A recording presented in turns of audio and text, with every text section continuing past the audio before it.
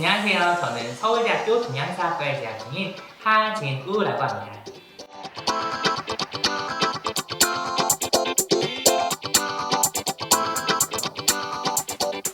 네, 저 같은 경우에는 그 대학생활 중에 공부도 이것저것 하고 그 다음에 복수 공부도 하고 선후배끼리 친하게 놀기도 하고 동아리 활동도 하고 그러면서 지냈습니다. 고등학교 때 사실 좀 조용히 공부를 하다가 뭐 친구들하고 배드민턴도 많이 치고 그러던 시절이 주로 그러면서 많이 살았었는데요. 아무래도 고등학교 때는 시험이 잦다 보니까 사실 고등학교 때 떠올리려고 하면은 다른 것보다는 시험 공부하던 기억들이 많이 나는 것 같아요. 사실 기본적으로 모의고사는 꾸준히 공부하는 게 나오는 경향이 있기는 합니다. 다만 그래도 전반적으로 빠르게 급하게 준비할 수 있는 부분들도 어느 정도 존재해요. 예를 들어서 모의고사들 같은 경우에 영어를 제외하자면 전부 다 기출문제에서 돌고 도는 경향이 있습니다. 그나마 그런 게 덜하다고 생각이 되는 국어 같은 경우에도 상당히 그런 경향을 보이는데요. 바로 선택지가 반복된다는 점입니다. 국어 그리고 사탐, 과탐은 완전히 선택지가 그대로 반복이 되는 경향을 보이기 때문에 그 선택지에 대한 해설만 잘 보더라도 문제를 푸는데 어려움이 매우 줄어듭니다. 모의고사 직전 4, 5, 6일 모의고사가 이제 일주일도 안 남은 시점에서 중요한 것은 바로 그 전해, 그리고 전전해 모의고사의 해설지를 한번 보고 선택지를 보는 그 정도의 노력이 필요하다고 생각이 듭니다. 수학 같은 경우에도 문제에서 숫자만 바꿔서 문제가 나오는 경향들이 있는데요. 그렇기 때문에 문제를 푸는 요령을 잘 보시면 좋을 것 같습니다. 여차하면 문제 풀이가 잘 이해가 안 되면 해설지를 그대로 외우는 것도 하나의 좋은 방법이 될 수 있습니다. 예를 들어서 혹여 신유형이 나온다고 하더라도 신유형 나오면 그만큼 1등 커트라인이 떨어지기 때문에 계산 실수만 안 하면 안정적으로 1등급이 나오게 되는 방법은 바로 해설지를 외우는 데 있다고 생각이 듭니다. 모의고사는 범위가 일정하기 때문에 그 범위를 바탕으로 해설지만 외우면 거의 고득점을 기대할 수 있을 거라고 생각이 듭니다. 가장 난관은 영어인데요. 영어 같은 경우에 단어와 같은 평소에 꾸준히 해야 되는 것들이 상당히 많이 나오는 편입니다. 하지만 그래도 조금 나은 방법이 하나 있는데요. 급하게 볼 때에는 문법 노트를 하나 빠르게 만들어 보는 게 좋다고 생각이 듭니다.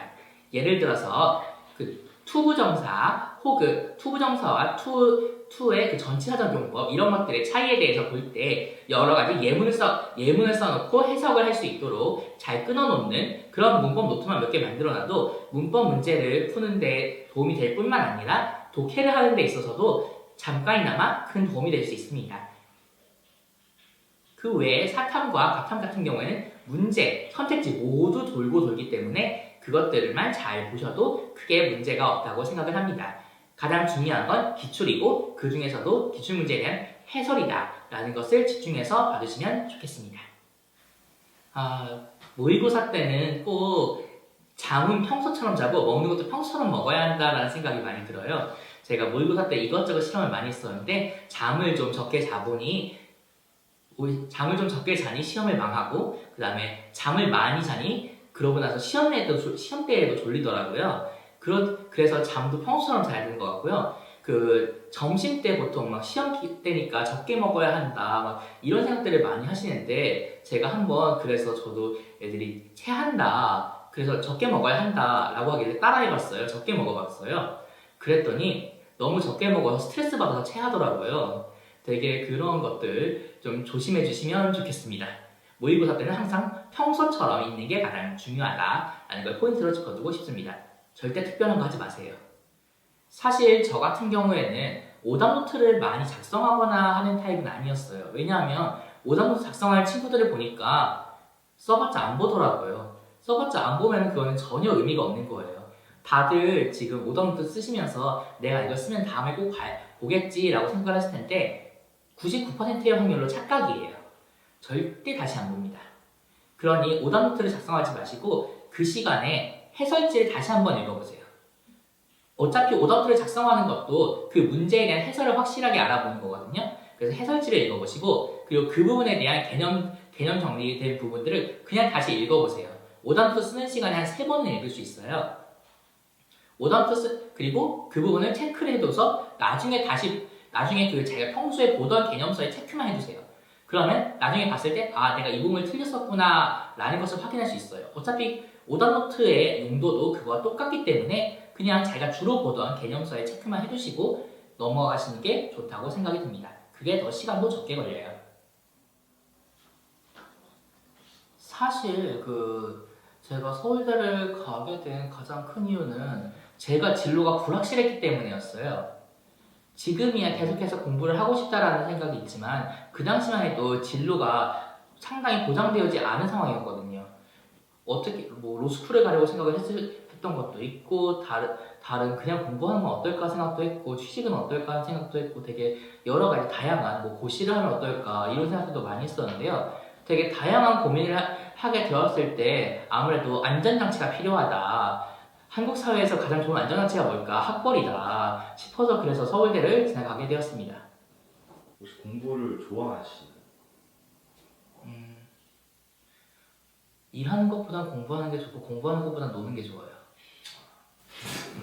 그럼부터 해도 서울대를 갔더니 정말 똑똑한 사람들이 많더라고요. 그래서 그 사이에서 되게 우울증이라든가 그런 것들에 좀 시달리고 했었는데 그 주변에 이야기 들어보니까 저만 그러는 게 아니더라고요. 서울생의 30% 정도가 우울증에 시달리고 있다라고 이야기를 하던데 아무래도 주변에서 계속 뛰어난 사람들하고 계속 자신을 비교를 하고 하는 과정에서 위축되는 그런 것들이 많은 것 같아요. 저 역시도 많이 그랬고요. 그래서 많이 힘들었는데 그래서 이제 기준을 바꾸었어요. 그 이후에 뭐 내 예전보다만 나아지면 되지 그런 생각들을 하고 그래서 제가 1학년 때 썼던 레포트나 그런 것들을 계속해서 간직하고 있고 자존감이 떨어질 때마다 확인을 하는데 내가 이때보단 나아졌구나 라는 생각들을 많이 하게 되더라고요. 그래서 저는 그래도 그렇게 해서 공부하면서 스스로 나아지는 걸 보는 게 정말 좋아서 앞으로도 대학원에 진학해서 계속해서 공부를 하고자 합니다. 사실 처음에 특히 고등학교 들어간 직후에 정말 막막했었어요. 그래서 어떻게 공부를 해야 할까 고민도 많이 들고 또 주변에 그거를 의존할 상대도 거의 없었다 보니까 진짜 알 수가 없더라고요. 그래서 저 같은 경우에는 이것저것 실험을 많이 해보는 식으로 극복을 했습니다. 예를 들어서 영어 단어 외우는 것도 처음에 단어장을 사보고 한 2주 정도 해보니까 이건 나하고 안 맞는 것 같다 하고 단어장은 그 뒤로 베개로 쓰고 그 다음에 이제 제시문에 있는 단어들만 골라서 외워보자 하다가 그것도 잘 성미가 안 맞아서 그만두게 되고 그 다음에 그 제시문에 있는 문장 하나하나를 외워보자 하니까 이게 나하고 잘 맞는구나 그리고 이랬을 때 좀 더 그 문장 해석력에도 도움이 되는구나 싶어서 그렇게 공부 방법을 바꾸어 오는 것들이 많았습니다. 계속해서 실험을 하고 그걸 통해서 계속해서 나아갔던 게 제 공부 방법이었던 것 같습니다. 사실 그 고등학교 때 모의고사나 시험이나 이런 것들이 정말 많은데 그러다 보면은 종종 하게 되는 말이 바로 일희일비 하지 말라라는 말입니다. 그러니까 잠깐 성적 좋았을 때 너무 기뻐하지 말고 성적 떨어질 때 너무 슬퍼하지 말고 그러라는 것인데 그게 사실 본인의 힘만은 되게 어렵고 또 이게 죄송해요. 본인의 힘만으로는 상당히 어려워요. 그러다 보니 이것을 어떻게 좀 다스려 줄 수 있는 책이 필요한데 저 같은 경우에는 시를 정말 좋아해서 기영도 전집에 있는 기영도의 시들이 제게 이걸 할 수 있도록 도와주는 매개체가 되었습니다. 특히 기영도의 시 중에서 정거장에서의 충고라는 시가 있는데요. 그 시 같은 경우에는 되게 절망적인 시예요. 첫 구절이 미안하지만 나는 이제 희망을 노래해야 된다로 시작을 해서 나는 이제 늙었나 보다 라는 구절로 끝나는 시인데요.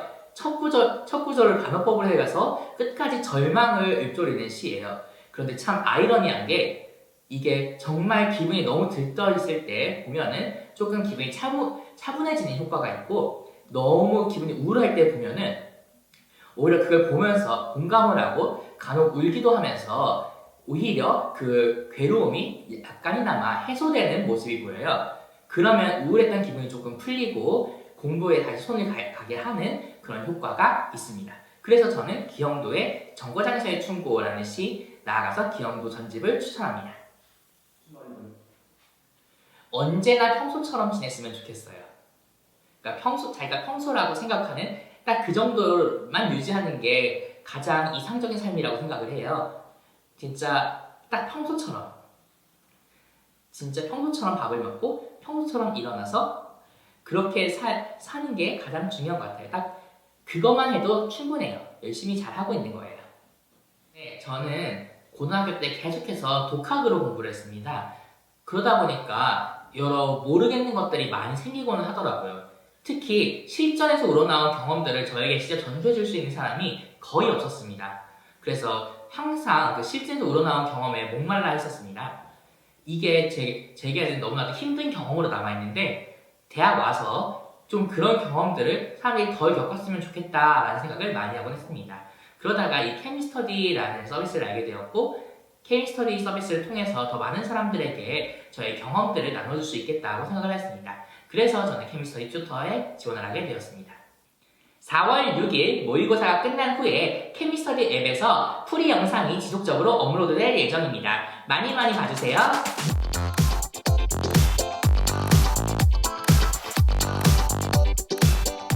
공부 필수 앱 케미스터디